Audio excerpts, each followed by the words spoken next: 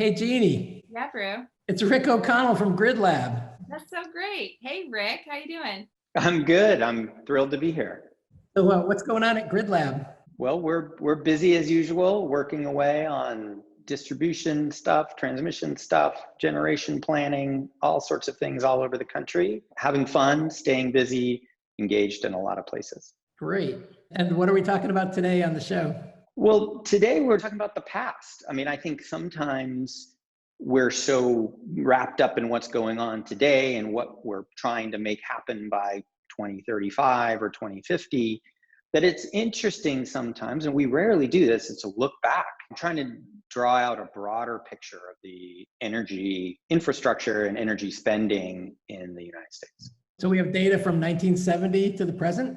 We do. I mean, it's not exactly to the present, but let's just call it 50 years of data. And I just wanted to talk a little bit about, some of the big trends and ideas that we see and how that could possibly influence our thinking and our decision-making going forward. So I'm looking at a picture about US energy expenditures from 1970 to 2018. So let's just say it's 50 years. And we have three cool graphs here. The first one on the left is looking at real dollars, the actual dollars we spend on energy. The one in the middle is per capita, so $1,000 per person. And the one on the right is showing this as a percentage of our GDP, or our gross domestic product. So if you look on the left, you can see how much we spend on energy. And to be clear, this is all of our energy. So this is electricity, gas to heat our homes, and petroleum mainly to run our cars. And so you can see the actual total spending has gone up quite a bit, $1.6 trillion in 2010, not a small figure. But as a percentage of gross domestic product, it's actually gone down. So we're spending less on energy as a percentage of gross domestic product, about 6% in 2018. And that's super important because I think there's a lot of talk and a lot of politicians are saying we can't afford to decarbonize our energy system. It's just going to be too expensive. But we only spend 6% of our GDP on energy. And so even if we spend 10% more, that's a very small percentage of our GDP, like 0.5%. Now, of course, as you all know, we're pretty confident that as we decarbonize our energy system, it's actually going to cost less in both real dollars and a percentage of our GDP. So we don't even think that's a problem. But even if it was, it's really just not such a big deal. So if you look back in 1980, kind of at the peak of the energy crisis, oil crisis, we were spending 14% of our GDP on energy. And that's why the oil crisis was such a big deal, and it kicked off a lot of inflation, and we had all sorts of economic issues, and the energy industry was driving a lot of that. But now the energy industry is less than half on a GDP basis as it was back in 1980. So I think that's really important. One of the things from the 70s where energy costs, it looks like they doubled in these graphs. And I think one of the things that occurred because of that doubling is the government agencies started collecting data and publishing these graphs. Yeah, that's absolutely true. As you know, it was, I think, in the Carter administration when the Department of Energy was created out of a couple of other agencies. And that's sort of when the EIA, or the Energy Information Administration, started collecting really good data. So now we have really good data on our energy system. So that's an excellent point, Bruce. And then one last point about the per capita spending. So the graph in the middle, the green lines, it's still, even though as a percent of our GDP, energy has been falling, still the individual burden, right? And this is in real dollars. So this is not nominal dollars. So this is adjusted for inflation. The burden on customers has still been going up. There's a lot of people in the United States that we say are impacted by what we call energy poverty, where they spend more than 10% of their income on energy. Obviously, wealthy households spend that same, $4,000 a year. For somebody who's pretty wealthy, that's not a lot of money. But for somebody who isn't making a lot of money, that's significant. So we need to keep that in mind and not just think about the GDP. Let's move on now and let's understand. So what's really driving that volatility? You also see, there was, as Bruce pointed out, there was a big doubling of costs in the 1970s. And then there was also this big run up of costs in the 2000s. So what caused those? Well, let's go down. And so now we're going to look at another graph. And this graph is US energy expenditures by source.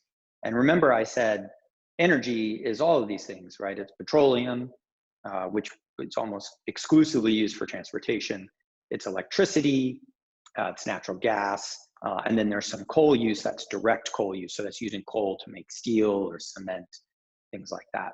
So this is a really interesting graph because it looks a lot, look at the petroleum line, looks a lot like the lines that we just saw in the first graph. And then the other lines are pretty nice and flat. Like they're not, electricity is going up a little bit over the last 50 years. Natural gas has, gone up a little bit, but really almost all the volatility in our energy prices come from petroleum. So I think there's a really big takeaway here, and that's if we're going to move to electric vehicles, we're going to move from this very volatile and expensive. So petroleum is not only volatile, it's also the most expensive. It's the biggest chunk of our energy bill. If we move from petroleum to electricity, we're going to save customers money. And this is just kind of obvious from this graph. So Grid Lab, we just did a big report looking at what the impact to consumers would be if we moved to 100% of EV sales by 2030 or 2035, kind of the Biden administration's goal. And the answer was it was going to save consumers a lot of money. And it's, I think, really obvious from this graph because we're substituting electricity for petroleum, and electricity is cheaper than petroleum, and electricity is also more stable. So it doesn't go up and down like petroleum does, which means that if I'm of lower income and suddenly gas goes up, something else in my budget has to go away. Like I'm gonna have to spend less money to spend on food or clothing. So I think this is a really important takeaway from this. These are pretty simple charts, just looking at how much we spend on energy over the last 50 years. And I think it can really inform what we're gonna think about in the future.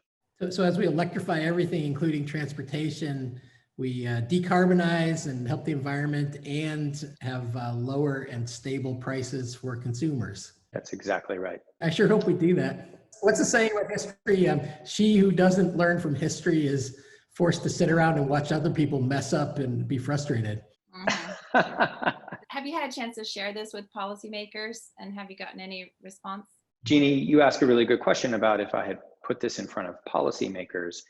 And I think that's actually a really good idea to have this kind of long-term perspective, because I think policymakers are bombarded with reports and studies that sort of project out into the future, like the 2035 report that I mentioned about looking at what would happen if we went to EV sales. But this kind of perspective, I think, would be really easy for policymakers to digest, very easy to understand, and make, instead of a complicated report that runs some complex model that does some forecasting, you can just look back at history and say, well, obviously, if we get rid of petroleum, we're going to reduce volatility of energy prices, and we're going to reduce impacts to consumers. And I think that's a really powerful message that policymakers need to hear. I think everybody needs to hear it, and it's a simple, clear analysis that lots of people could benefit from. Super interesting. But I think it's time that we have to say goodbye. Well, goodbye. Thank you for having me. Thanks, Rick.